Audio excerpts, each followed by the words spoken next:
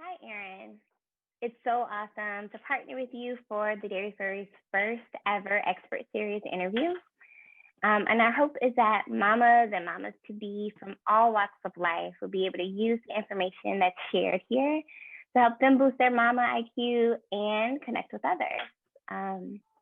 So we've been getting to know each other a little bit behind the scenes. So it's awesome to really kind of dive in. And this is like true mama life. So there might be kids darting back and forth, or pets, or husbands, or whoever. And I've got my cat just popped in. Yeah, a special guest. But let's go ahead and dive right in. So, Erin, if you could, I would love for you to share some more information about yourself with everyone that's tuned in today. Yeah, so hi, I'm Erin Pasquet. I'm a New York-based birth and postpartum doula, childbirth educator, lactation counselor, pre and postnatal yoga and fitness instructor, a mom to a 2.5-year-old. And I somehow kind of fell into like a micro influencer, I guess, role because I just like to overshare everything. And I'm totally comfortable with talking about like the realities of pregnancy and parenthood. And I just kind of want to normalize like the things that aren't necessarily like the rainbows and unicorns that happen.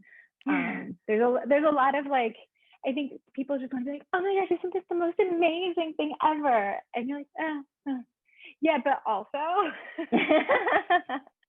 I want to talk about that stuff too, so that people feel okay to talk about it.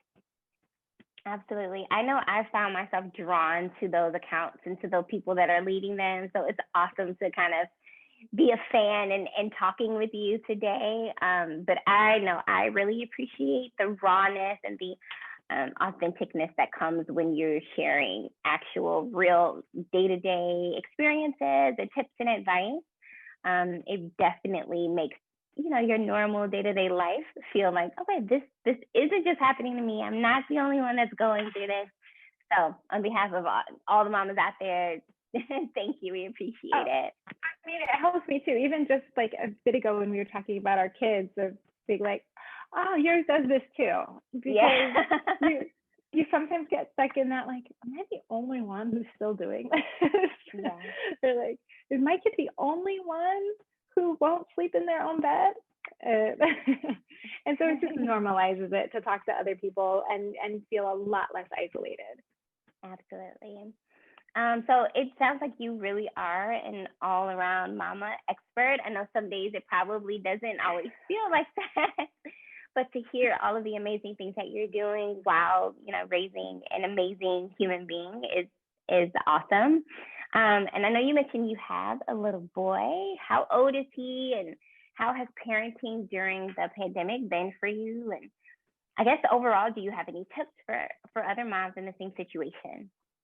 Yeah, so my son is 2.5. So he turned 2, I guess he's more than 2.5 now, because he turned 2 at the beginning of the pandemic. His birthday was shortly after New York City lockdown. And I gotta say, pandemic parenting and pre-pandemic parenting aren't that different for us. The hardest thing has been we don't go to classes, or we have one friend that we play with. And so I think the hardest thing is the social elements, which, go for everybody. But I was telling my friends who were at the beginning, really struggling with the social distancing, and I was like, welcome to motherhood. This is what it is like for all of us all the time. And so in that sense, it's not that different. The hardest thing I think now for me especially is that isolation, that I can't even meet up with friends for coffee, or we're not doing play dates. And so I'm doing a lot more of texting, reaching out. I have one girlfriend that we've started calling each other on the phone. I don't know about you, but I don't call people on the phone unless they're my mom. Yeah. So because there's usually so much chaos going on, and people don't always understand that, or if they have a kid, they've got their own chaos going on. So just trying to like really, my goal is to have one adult conversation a week. It does not seem like a lofty goal, but I don't always meet it. So that's my mental health is I need to talk to one adult a week. And so I try to set these small goals that I can meet. I'm also in a couple of mom groups, and one of them is just an accountability group, because I think as mothers, there's so much that we prioritize over ourselves. And I know I miss my yoga practice so much. And just I was very physical and athletic before having my son. And so I missed that a lot. So just trying to find even my goal is 20 minutes, 3 days a week. That is my goal of physical movement. I don't meet it, but that's my goal. And so I'm in this accountability group, and that we can kind of chat, and we're all in the same boat. And again, that comes back to normalizing the struggle of finding balance.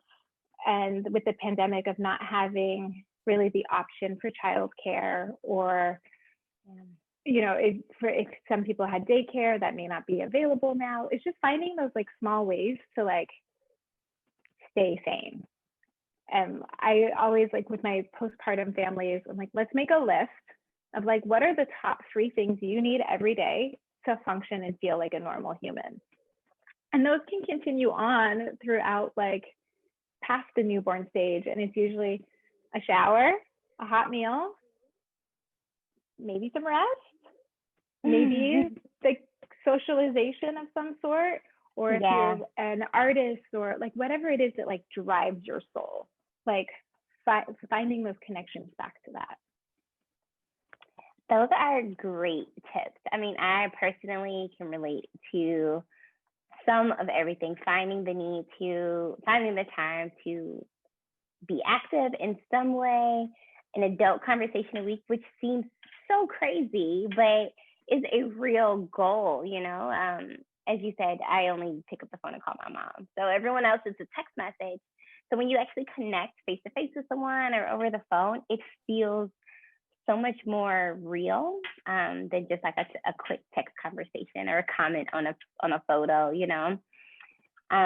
So thank you so much for answering that question. I do have another question for you and a couple more, but I know many mamas to be are really anxious right now about giving birth during COVID-19. Do you have any tips or tricks that they can do to help relieve any anxiety or stress or concern that they're having at the moment? Yeah, for sure. I can totally understand that COVID, pregnancy, and birth anxiety. Things are changing so much day to day. And I know at the beginning of COVID, when partners weren't allowed into hospitals, that really increased a lot of people's anxiety about what are they going to do for support and giving birth during this time. So I mean, I'm a doula, so I'm biased about doulas, but I do think that we're so important, especially now, that depending on where you're giving birth or what the limitations and your birth preferences are, your doula may or may not be able to come into the birthing room with you, but they could do virtual support. And even if they're not physically there with you, there's so much work we do with our clients prenatally. And I think especially now, working through the anxieties of being okay, what is it that you're anxious about? What can we do to help reduce that anxiety? So if it's, I'm afraid of giving birth alone, then how can we work around that? Or if your fear is, I'm afraid of being COVID positive and giving birth and being separated from my baby or being separated from my family, let's make a plan. What do you do prevention wise? What do you do if that does happen? And how can we make, I don't know, I'm an overthinker. So I am let's work through scenario A, B, C, D, E, F, G. And even just talking it out sometimes can help reduce that anxiety. Or just airing it out to somebody who's I hear that. Yeah, and that is a concern. I hear you. So that could be a doula, that could be a therapist. I love therapy. I think everybody needs therapy. And there's a lot of great affordable options now.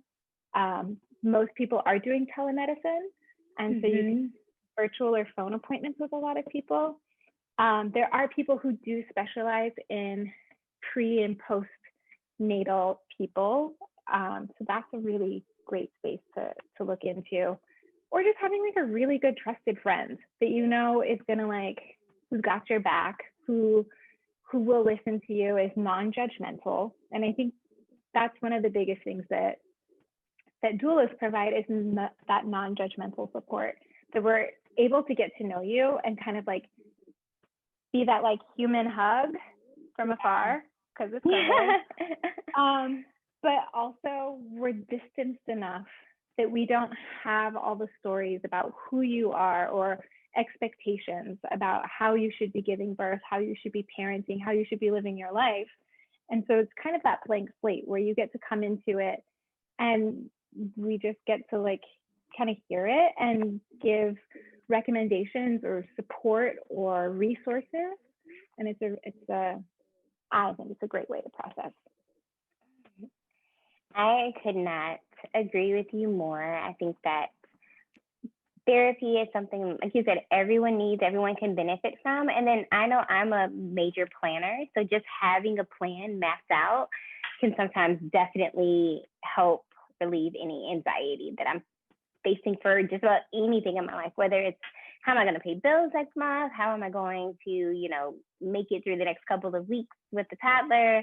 Making a plan and mapping that out can definitely help too. Yeah, for sure. For someone who has, I think with people having their second baby, sometimes people think they don't need a doula for that. But I think especially now with COVID, like this was when I worked with my clients with their second babies, most of our planning came around what's happening with their first child and how are we going to manage them. And so coming up with all those scenarios now, especially with COVID, and finding childcare options that you feel safe with. I worked with a friend over the summer that she was having her fourth baby and was so anxious about what is she going to do with her 3 older kids when she has her baby. And I helped her find a sibling doula that awesome. Could come in. It's basically a babysitter on call, so that when you go into labor, they come at whatever hour you need them, so that her husband could come with her to the hospital, because that she wanted him there for the birth of the baby. And so that way she was able to leave her older kids with somebody that she knew and trusted. They met before and knew what their COVID safety practices were within each other's households and felt comfortable with. So there's so many options, but it's really about like, let's talk it out. Let's figure out what you need, and let's find a solution for that. Awesome. I honestly had no idea that sibling doulas were a thing. And I know we kind of touched on it a little bit, but while we're talking more about doulas, can you talk a little bit more about COVID and the changes that it has had on the way doulas interact with their clients? And then also kind of branching more into what you were just talking about, like the different types of doulas and the different services that they can offer, provide to mamas, not just first time, but, fourth time moms. So yeah, any information you could shed on that? Yeah, so COVID is changing the way that doulas are interacting with clients. And some doulas are coming in person and seeing their clients and attending births in birth centers and hospitals. Some are choosing still not to do that because they don't want to be another vector for spread.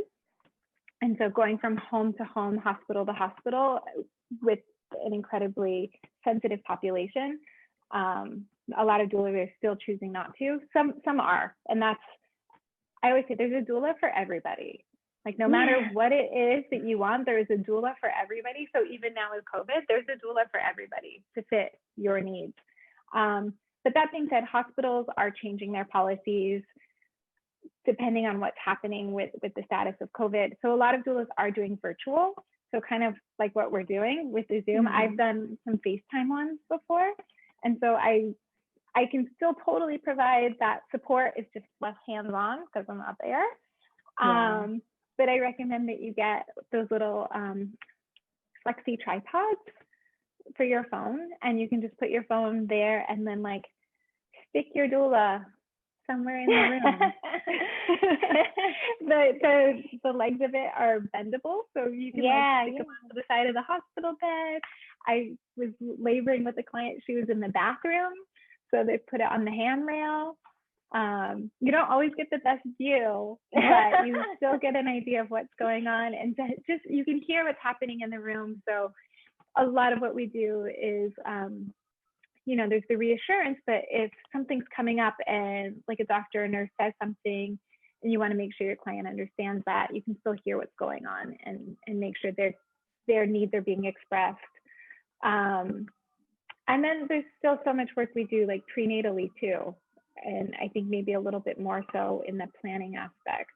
So guiding partners of comfort measures and ways to touch their partners, help them feel a little bit more comfortable in labor is something we can still totally do virtually. That was one of the questions I was actually going to ask is how hard has it been to guide the partner into being able, you know, virtually while you're not there, and just providing them with the tips and resources that they need in order to be the best partner that they can be during the laboring process. Has that been a challenge at all? I think that like in terms of, it's like teaching like a yoga class and being hands off and without physically demonstrating anything. So you have to learn how to use your words really well. And it's actually like my toddler is teaching me a lot of, like I thought I was pretty good with it, but then when you ask them to do something and then you have to like repeatedly explain it, and then realizing like, how do I break this down to an even smaller step? How do I make this more understandable? And so I've been using my lessons from him and how to translate into teaching other people something that is totally new to them. Because these are things that are like, oh yeah. So you just put your hands here and then you do that and you're good. And for someone who's never done like a double hip squeeze before, it's like, how do you find that right spot with your hands? And when so much of that kind of for me is like intuition, like how do you teach intuition? And it's breaking it down into more digestible pieces. Got it. That's an awesome tip. And it's amazing how much we learn from our toddlers. I like to think that I'm the teacher constantly, and I'm the one that's leading things and teaching things, but I realized how much I'm also learning different life skills. Like you said, breaking information down by having to repeat it or find new ways to describe things has really taught me a lot, in addition to just patience overall while communicating. Oh my gosh, there's like an ungodly level of patience to parenting a toddler. Like I knew I was a very patient person before, but this is like taking it to a whole nother level. Absolutely. One other question, I know we touched a little bit on yoga. I know I just had my son in August. And I know during the last few months where I felt a little too big, or I felt, I don't know, a little too exhausted to actually go and work out and do heavy lifting or anything super strenuous, yoga became my best friend. And I know that as a yoga fitness instructor, I'm hoping that you have some tips that you can also provide to people, especially as we're now kind of coming back home and doing a lot of instruction in our own home and a lot of practice in our own homes.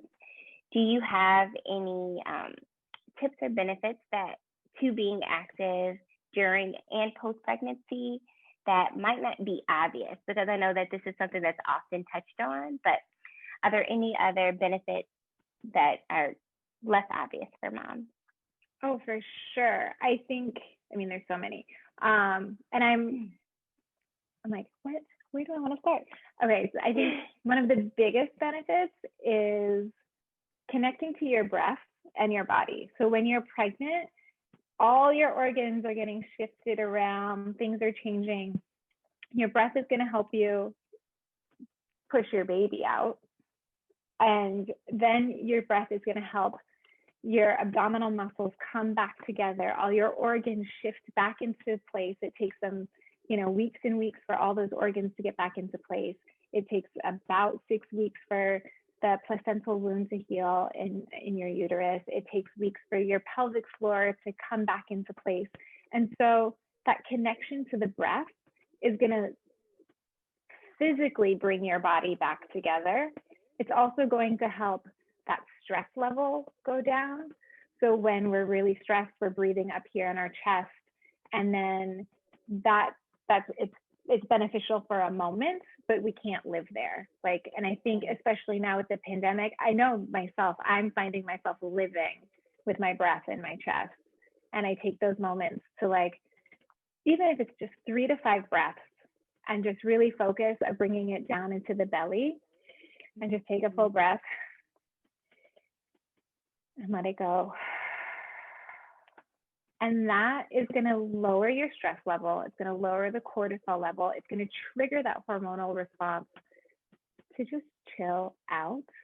And you need that as a new parent. You need that as a human. You need that living during a global pandemic. Yes. And that just is going to bring your body back into this state. And it doesn't have to be, a 20-minute meditation. It could literally just be a few mindful breaths and focusing on breathing down into the belly and allowing the belly to expand. I don't know about you. I have been living the majority of my life sucking in my belly and not allowing my abdominal muscles to relax and to not breathe fully. And so that's been a huge practice for me to learn to soften and breathe. And so, yeah, you get the physical benefits. I am not a fan of this bouncing back idea that your life is different, your body is different. It has done some amazing things to get to the state it is in. What? That's so cool. It is the coolest thing you can do. You just grew a human. It exited your body somehow. And then all your organs have to shift and get back into place. You start lactating. It's wild.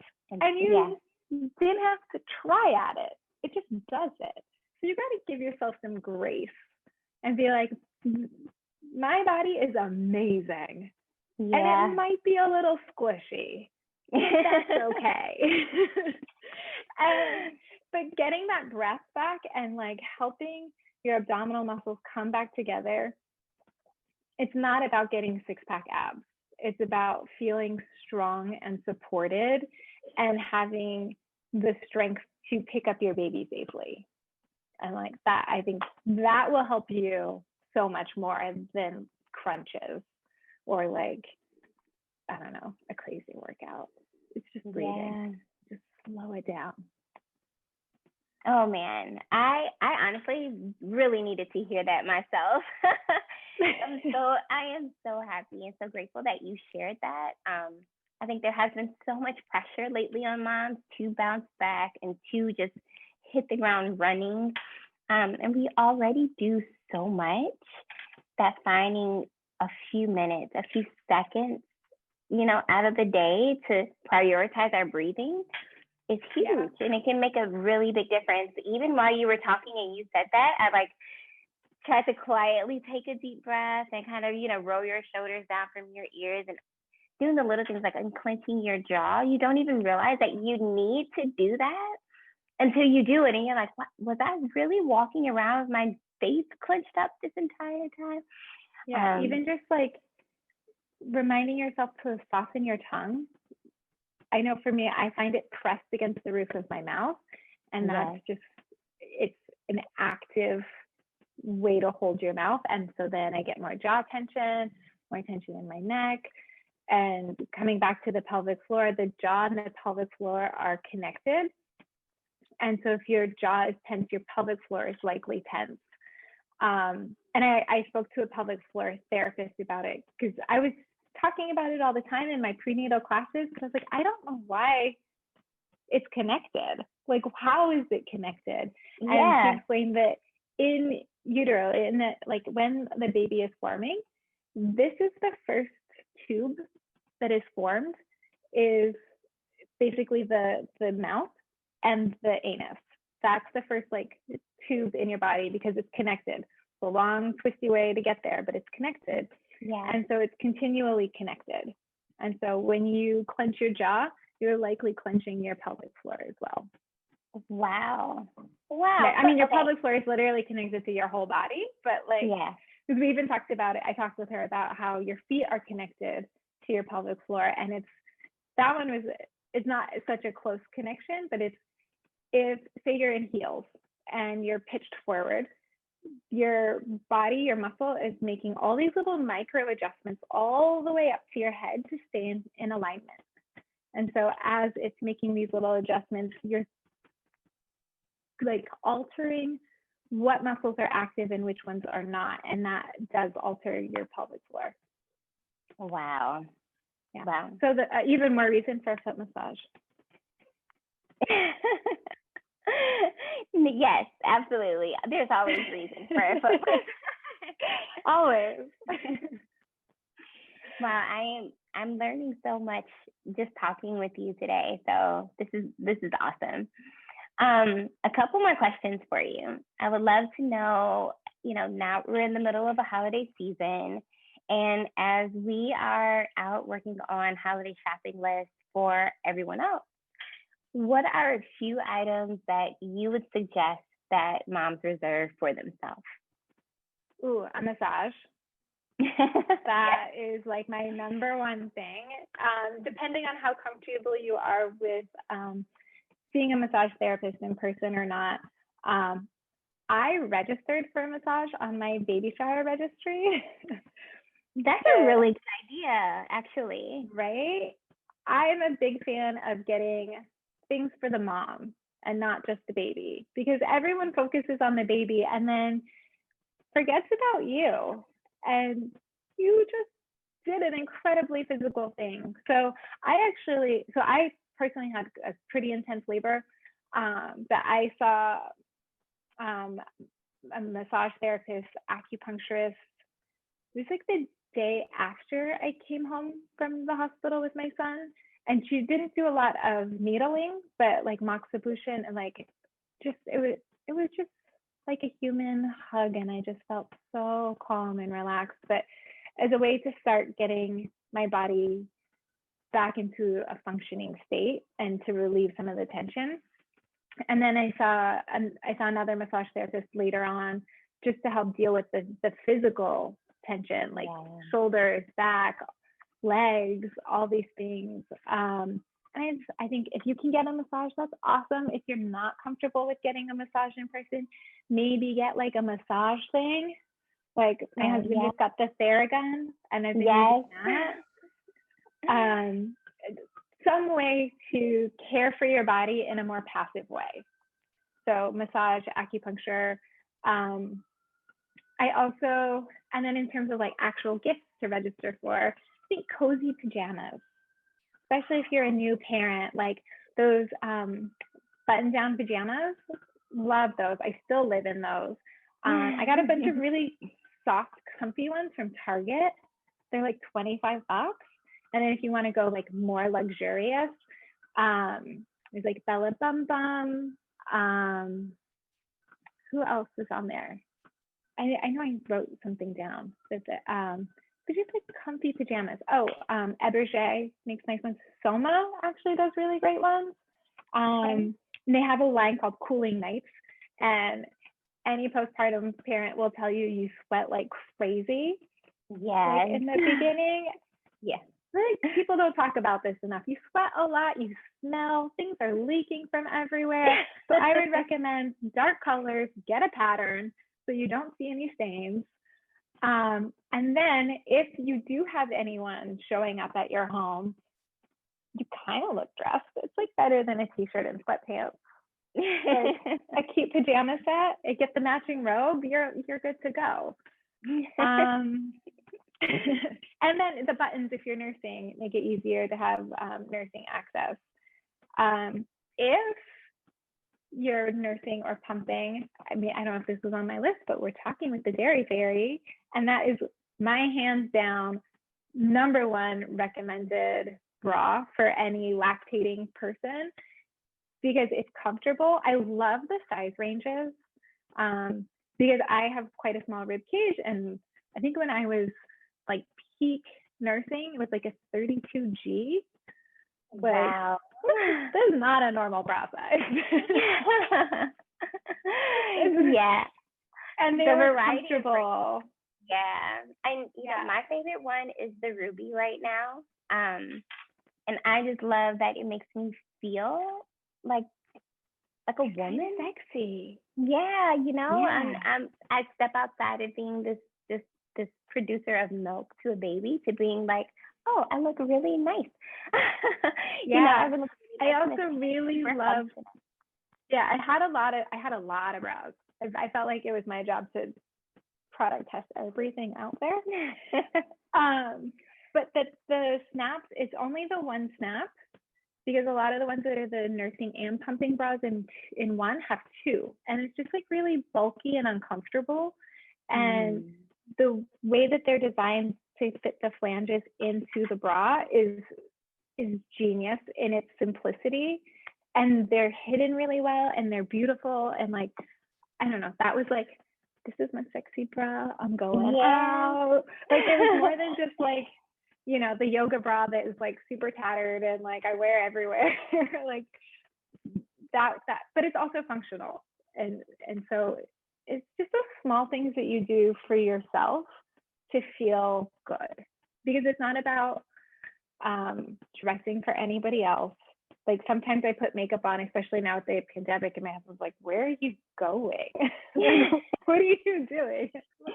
Sometimes I just want to feel a little bit nicer. Yeah. And so it's finding those things that like you do for you. So yeah, massage or any sort of body work, cute PJs, and if you want to throw in like a robe and slippers too, and then a great hands-free nursing pumping bra. I think those are fantastic. Excellent, thank you. All right, so this season, the Dairy Fairy is prioritizing we time, and that is the time that you're spending with your loved ones, with your family, especially your children. So what are a few things that you do in your household each day or week to maximize those little moments with your family? We've been baking a lot, and I love to bake, like well before the pandemic. And now that my son's a little bit older, he's getting more interested in it, and it's slightly less messy than it was before. But that's really fun for us, because he wants to like pour everything in, and he tries to mix it. And it's something like we get this like half an hour that we do together. I mean, we do everything together, but like, but it's like a more interactive thing, and everything we make has chocolate chips in it, and he's getting better about not eating them all. It's fun. And he like grabs his chair and like pushes it into the kitchen, and he's like, we need flour, we need sugar, and it's fun, it's cute. And now we're going to start doing some holiday cookies and things like that to decorate. It is this practice of patience and letting go. I usually am a bit of a perfectionist, and so doing anything with a toddler, you have to let go of your expectations, and it's like that Pinterest versus reality thing, and you're going to be living in the reality side of it and not the Pinterest side of it, and be like, that's fine, it's cool, we like it. Yeah. I have also been enjoying baking with my toddler. She really gets into, you know, making a mess, and we have a lot of fun measuring things and measuring ingredients. So, you know, and it's also educational. So for me, yeah, it's a great way to start talking about numbers and math, and because I'll sometimes break it down, like if we need a half a cup of something, then we take the quarter scoop. So we're like, okay, we need 2 of those, and now that's a half. And he's like, all right, I'm just gonna stick my hand in it. But yeah. I love it. So now for our last question, and I like to think that it's a fun question, but what is your funniest or favorite memory from breastfeeding or pumping that you would at least like to share with us? Oh yeah. So I'm still breastfeeding at, I don't know, 30 bazillion months in. I don't know how old he is, but we still nurse, and we still nurse quite a lot. But I always think of what I shared with you was the craziest thing I've nursed him and also pumped was at the airport. That I nursed him going through airport security, that I had him in a carrier, and he was just like melting down. Nap time was just beyond. And as I was going through security, he was nursing. They don't make you take him out of the carrier, so that was fine. And then I was traveling another time without him, and my flight was super delayed, and I needed to pump. And I have the LV, the hands-free. So I had that in and ended up talking to a guy that was on my flight, and he had no idea that I was pumping. I was just trying to be like, okay, cool. And then they were full, so I needed to take them out, but I just excused myself to go to the bathroom. But I was like, he would have felt super awkward if I was like, I'm pumping right now and I'm about to have milk spilling out. but that was my I love the LV already, and that was my super love letter to LV was I was able to pump in a very crowded airport, having a conversation with a guy, and no one knew. Yeah, very discreet. Yeah. I love my LV as well. It just is such a time saver. It's so convenient, and it just frees us up to multitask. Such a game changer. Yeah, it's such a game changer, and it doesn't. I was talking to a friend about it, of the suction is different. That it's not the that awful yeah. Clearly designed by a man a long time ago and has not been updated like traditional breast pumps. And the suction is much more gentle on the LV, which I really, really appreciated. And then, not having and your boobs appreciate it too. Yes. Yeah. And so the Dairy Fairy LV combination, fantastic because it fits in. And then the thickness of the fabric is enough that it can usually hide the light on the LV. So you don't have to look bionic with little lights coming out. Yes. Well, Erin, this has been so much fun, and I've learned so many new things from you during our time together today. So thank you so much for helping us kick off our very first expert series. How can people connect with you beyond today? So if they want to follow you and see some of those raw moments that you're talking about and you're sharing occasionally, what's a way that they can reach out to you to work with you or just to follow you? Yeah, so on Instagram, I'm at Erin, ERIN _Doulight, DOULIGHT. And online, my website is doulightnyc.com. Awesome. Well, thanks for tuning in. I hope you guys enjoyed our time with Erin today, and I hope you reach out to her and at least give her a follow on Instagram. And I just hope that you found this session to be insightful and helpful and providing you with some things that you didn't know or reinforcing some of the things that you're currently doing.